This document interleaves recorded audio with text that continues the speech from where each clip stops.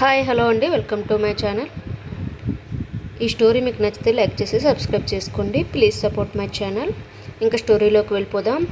గుడి బడి తప్ప ఇటువంటి ప్రదేశాల గురించి అస్సలు కలలో కూడా ఊహించని ఆమె ఇక్కడికి రావటం అతనికి చాలా షాక్కి గురి చేసింది. అలాగే చాలా ఆశ్చర్యం కూడా అతనికి అర్థం కాలేదు. ఆమె నిజంగానే తన ఎదురుగా ఉందా అని అందుకే షాక్ అయిపోయాడు. కన్నార్పకుండా చూస్తున్నాడు ఆమె వైపు. మళ్ళీ ప్రేరణ అంటూ పిలిచాడు అతను కన్ఫర్మేషన్ కోసం. ఆమె అతనిని ఆపగానే అతని ఎదురుగా ఉన్న అమ్మాయి ఇద్దరిని మార్చి మార్చి చూస్తూ, ఎవరు డార్లింగ్? చూడటానికి విచిత్రంగా ఉంది. ఫ్యాన్సీ డ్రెస్ కాంపిటీషన్ నుంచి వచ్చిందా ఏంటి? ఈ అవతారంలో ఎవరైనా పబ్కి వస్తారా? పొరపాటున వచ్చినట్టుంది. ఆమెకు కావలసిన అడ్రస్ చెప్పి పంపించు. లేదా ఈ మధ్య ఈ అవతారంలో పబ్లో కూడా ఆడుకుంటున్నారు. ఎంతో కొంత ఇచ్చి పంపించు. అసలు మన ఎంగేజ్మెంట్ పార్టీ దద్దరిల్లిపోతుంది. మళ్ళీ డిస్టర్బెన్స్ ఏంటి అంటూ ఆమె తాగుతూ తూలుతూ చెప్తోంది అతనికి. ఆమె ఆ మాటలు అనగానే అతడు ఇంకా భయపడి షాక్ అయిపోయి తన ఎదురుగా ఉన్న అమ్మాయి వైపు చూస్తూ ఉన్నాడు. అతని ఎదురుగా ఉన్న అమ్మాయి మాత్రం ఇద్దరి వైపు మార్చి మార్చి అతని వైపు చూస్తూ ఉంది సూటిగా. అది కాదు ప్రేరణ, నా మాట విను, నేను అది అంటూ అతను ఇంకా ఏదో చెప్పబోయాడు. ప్రేరణ ఇద్దరి వైపు ఒక క్షణం చూసి వెంటనే చెప్పు తీసి నేరుగా అతని 4 వాయించి తన చేతికి ఉన్న ఎంగేజ్మెంట్ రింగ్ తీసి అతని మొహం మీద కొట్టింది. ఆమె అలా చేసేసరికి దానికి అతను ఈగో హర్ట్ అయింది. అంత లౌడ్ మ్యూజిక్లో కూడా అక్కడి జరిగేది చూస్తున్న వాళ్ళందరూ వెంటనే సైలెంట్ అయిపోయారు. ఆటోమేటిక్గా మ్యూజిక్ స్లో అయిపోయింది. ఏం జరుగుతుందో ఎవరికీ అర్థం కాలేదు. అసలు అంత అందమైన అమ్మాయి అటువంటి డ్రెస్సులో పబ్బుకి రావడమే వింత అనుకుంటే, అంత ధైర్యంగా ఒక మగాడిని చెప్పుతో కొట్టడం వాళ్ళకి ఇంకా షాక్గా అనిపించింది. ఏం చేస్తున్నావు నువ్వు? బల్బు పెరిగిందా? ఇంకో 10 రోజుల్లో నీకు నాకు పెళ్ళి. ఇంతవరకు వచ్చిన నిన్ను ఎవడు చేసుకుంటాడో నేను చూస్తాను.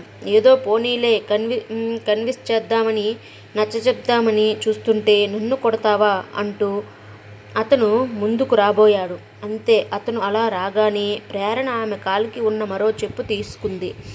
ఎందుకంటే ఆమె అంతవరకు కొట్టింది తెగిపోయింది. అందుకే ఇంకొకటి తీసుకొని అతని కాలర్ పట్టుకొని ఆ చంప ఈ చంప వదలకుండా కొట్టింది. జరిగిన దానికి పబ్బంతా షాక్ అయిపోయింది. ఆమెను ఆపడానికి ఎవరూ ముందుకు రావటం లేదు. అతనితో పాటు ఉన్న అమ్మాయి అలాగే బెదిరిపోయి చూస్తూ ఉంది. ఏదో చెప్పాలని చూసింది. ఆమె ఆపాలి అనే ముందుకి వచ్చినా ఆమెను ప్రేరణ వదలకుండా ఆమె కూడా 2 వాయించింది. దాంతో చెదిరిన మేకప్ సరిచేసుకుంటూ ఏడుస్తూ దూరంగా నిలబడి అతడు మాత్రం ఇంకా కోపంగా ఆవేశంగా ప్రేరణ వైపు చూస్తూ, ఏం చేస్తున్నావు నువ్వు? నీకు తెలియటం లేదు. 10 రోజుల్లో మన పెళ్ళి. కాబోయే భర్తని పట్టుకొని జాగ్రత్త. దీని పరిణామాలు తీవ్రంగా ఉంటాయి. అసలే మన వెడ్డింగ్ కార్డు అందరికీ పంచాము. ఈ సమయంలో పెళ్ళి ఆగిపోతే నిన్ను మళ్ళీ పెళ్లి చేసుకోవడానికి ఎవ్వరు కూడా ముందుకు రాడు. ఏమనుకుంటున్నావు నువ్వు? నీకు నా గురించి తెలియదు. అతడు అలా అనగానే ఆమె వేసుకున్న 2 చెప్పులు తెగిపోవడంతో వెంటనే అక్కడ ఉన్న జగ్గు, అది వాటర్ వైన్ అనేది తెలియదు, తీసుకొని అతని మొహం మీద కొట్టింది ప్రేరణ. దాంతో తాను స్పృహలోకి వచ్చి ఆమె వైపు చూశాడు. ఇంత జరిగిన తర్వాత నిన్ను చేసుకోవడానికి ఏంట్రా నేను? ఎవర్రా నువ్వు? ఎవరు అనుకుంటున్నావు నన్ను? నీలాంటి వాడిని చేసుకొని జీవితాంతం నువ్వు తాగితే వేరే అమ్మాయితో తిరుగుతూ ఉంటే ఇంట్లో మీ ఆయుష్కు ఆరోగ్యానికి పూజ చేసుకుంటూ నువ్వు ఎప్పుడు వస్తావు, ఎప్పుడు తలుపు తీయాలి అని ఎదురు చూసే రకాన్ని అనుకుంటున్నావా? చెల్హట్ సాలే, నీలాంటి దిమాగ్గాలని చాలా చూశాను. బలిసింద్రా కొడక, నన్ను బెదిరిస్తున్నావు? ఇంతవరకు ఎప్పుడూ అలా మాట్లాడిన ఆమెను చూడగానే ఆమె లాంగ్వేజ్ని చూసి అతనికి దిమ్మ తిరిగిపోయింది. ఇంత జరుగుతూ ఉంటే ఆ పబ్లో ఒక మూల కార్నర్లో ఒక అతని చేతిలో ఉన్న గ్లాస్ అలాగే పట్టుకొని ఆమె వైపు కన్నార్పకుండా చూస్తూ నిదానంగా సిప్ చేస్తూ జరిగేది అంతా చూస్తూ ఎంజాయ్ చేస్తూ ఉన్నాడు. ప్రేరణ ముందు ఉన్న అతను ఇంకా ఏదో చెప్పబోయాడు. ప్రేరణ అతని వైపు కోపంగా చూసి, మీకు ఇంట్లో ఒక పెళ్ళాం, బయట ఒక పెళ్ళాం కావాలిరా? ఇంట్లోని సుఖాలు సంతోషాల కోసం పూజల వ్రతాలు నోములు చేస్తూ, నువ్వు ఎప్పుడు వచ్చి నా భుజం నిండుగా బయట కప్పుకొని నీకు భోజనం పెడుతూ, నువ్వు రోగం వచ్చి మూలన పడితే నీకు సేవలు చేసుకుంటూ, కార్యసుదాసి కరణేశు మంత్రి అనుకుంటూ, పాటలు పాడుకుంటూ ఇంట్లో ఉంటాననుకుంటున్నావే? చంపి నరికి పోగులు పెడతానా కొడక? ఏంటి బెదిరిస్తున్నావా? నన్ను ప్రేమిస్తున్నావని నా చుట్టూ తిరిగితే, నా కాళ్ళు పట్టుకుంటే ఆఫీస్ బిల్డింగ్ పై నుంచి దూకి చేస్తావంటే మీ వాళ్ళని తీసుకుని వచ్చి ఇంట్లో మాట్లాడమని చెప్పాను. నువ్వు పద్ధతి గలవాడవని మీ పేరెంట్స్తో మాట్లాడి నాకు నమ్మకం కలగడంతో ఒప్పుకున్నాను. కానీ మన ఎంగేజ్మెంట్ అయిన తర్వాత నా బెస్ట్ ఫ్రెండ్ నీ గురించి చెప్తే వినలేదు. నమ్మకం కూడా కుదరలేదు. ఇప్పుడు కూడా నమ్మకం కుదరలేదు. నువ్వు ఇక్కడ ఉండవు అన్న నమ్మకంతోనే వచ్చాను. కానీ రావటం మంచిదే. నీ నిజస్వరూపం మొత్తం తెలిసింది. నువ్వేంట్రా చేసేది? నేను క్యాన్సిల్ చేస్తున్నాను ఈ పెళ్ళిని విసురుగా చెప్పింది అతని మొహం మీద ఆమె. దూరంగా కూర్చుని జరిగేది చూస్తున్న అతను ఆమె అలా చెప్పగానే చిన్నగా క్లాప్స్ కొట్టాడు నవ్వి. అయితే ఆ శబ్దంలో ఎవరికీ వినబడలేదు అది. జాగ్రత్త నిన్ను నేను తప్ప ఇంకెవ్వరూ పెళ్లి చేసుకోరు.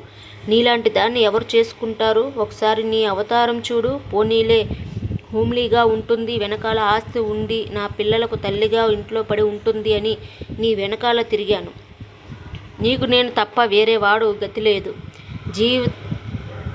జీవించినంత కాలం ఇలాగే సింగిల్గా ఉండి చచ్చిపోతావు నువ్వు. కానీ నిన్ను ఎవడూ పెళ్లి చేసుకోడు. ఎవరూ లేని ఏకాకి అనాథ ఎందుకే నీకు అంత పొగరు? ఇంత పొగరుగా ఉన్నావంటే జీవితంలో నిన్ను ఎవడు పెళ్లి చేసుకోరు. జీవితాంతం వర్జన్గానే ఉండి చచ్చిపోతావు. నువ్వు నీ సమాధి పక్కన కన్యాకుమారి అని బోర్డు పెట్టవలసి వస్తుంది. అతడు అలా అనగానే ఆ పక్క ఉన్న జగ్గులో ఉన్న వాటర్ మొత్తం వాడి మొహం మీద కొట్టింది ప్రేరణ మళ్ళీ. అతడు కోపంతో ముందరికి వచ్చి ఆమె చెయ్యి పట్టుకోబోతూ ఉండగానే సడన్గా ఎవరిదో చెయ్యి అడ్డం వచ్చింది. ఇద్దరి మధ్య ఆమె ఆశ్చర్యంగా చూస్తే అతను షాక్ అయిపోయి చూస్తున్నాడు.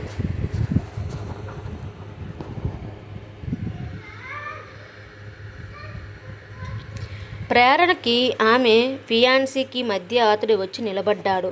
ప్రేరణకి అతడు వీపు మాత్రమే కనబడుతుంది. ప్రేరణ ఫియాన్సీకి మాత్రం అతను మనిషి మొత్తం స్పష్టంగా కనబడుతూ ఉన్నాడు. అతని వైపు అలాగనే చూస్తూ ఉండిపోయాడు షాక్ అయ్యి. నీ సమాధి పక్కన కన్యాకుమారి అని బోర్డు పెట్టాల్సి వస్తుంది. అతడు అలా అనగానే ఆ పక్కనే ఉన్న జగ్గులో వాటర్ మొత్తం వాడి మొహాన్ని కొట్టింది ప్రేరణ మళ్ళీ. అతడు కోపంతో ముందుకు వచ్చి ఆమె చెయ్యి పట్టుకోబోతూ ఉండగానే సడన్గా ఎవరిదో చెయ్యి అడ్డం వచ్చింది. ఇద్దరి మధ్య ఆమె ఆశ్చర్యంగా చూస్తే అతను షాక్ అయిపోయి చూస్తున్నాడు. ప్రేరణకి ఆమె ఫియాన్సీకి మధ్య అతడు వచ్చి నిలబడ్డాడు. ప్రేరణకి అతడి వీపు మాత్రమే కనబడుతుంది. ప్రేరణ ఫియాన్సీకి మాత్రం అతడు మనిషి మొత్తం స్పష్టంగా కనబడుతూ ఉన్నాడు. అతని వైపు అలానే చూస్తూ ఉండిపోయాడు షాక్ అయ్యి.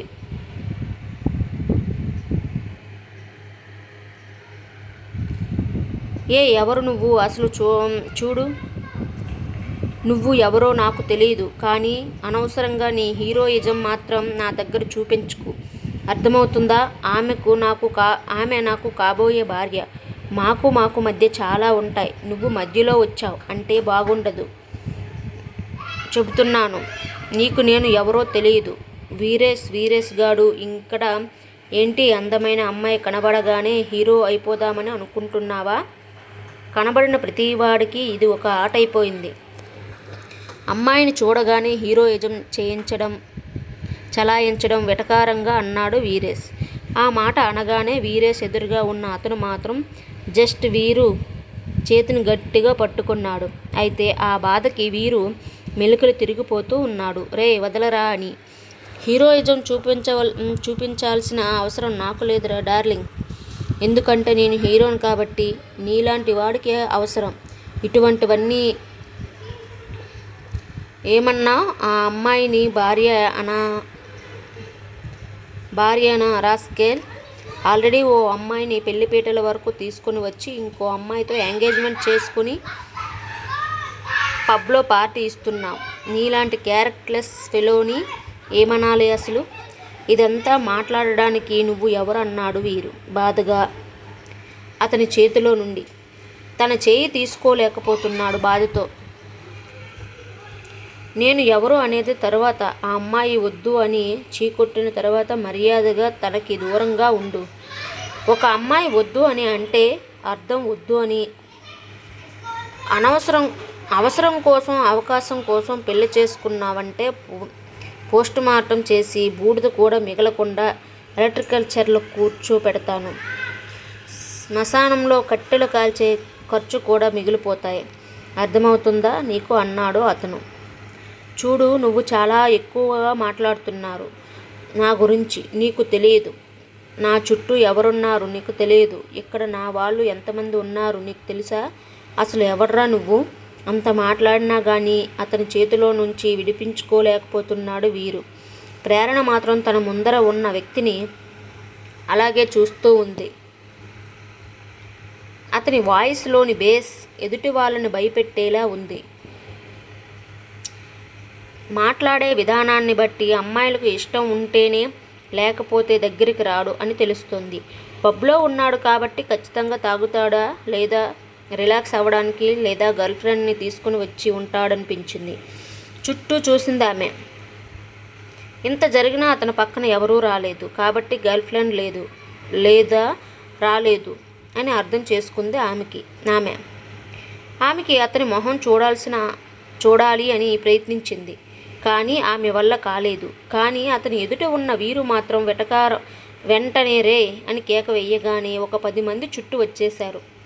వాళ్ళని చూడగానే అతను చిన్నగా నవ్వి అంతవరకు తన భుజం మీద ఉన్న కోట్ ప్రేరణకి ఇచ్చాడు పట్టుకోమని. ఆమె మాట్లాడకుండా ఆమె కోటుని పట్టుకుంది. నాకు తెలుసురా, ఇటువంటి అరేంజ్మెంట్స్ ఏదో ఒకటి ఖచ్చితంగా నీలాంటి వాడికి ఉంటుందని. ఎందుకంటే మంచివాడు ఎక్కడికి వెళ్ళినా ఒక్కడిగానే వెళ్తాడు. నీలాంటి యాబ్రాసి ఎక్కడికి వెళ్ళినా 10 మందిని వేసుకుని వెళ్తాడు. అటువంటిది ఇటువంటి చోట్లకు ఖచ్చితంగా మీకు ఉండాల్సిందే రోయ్.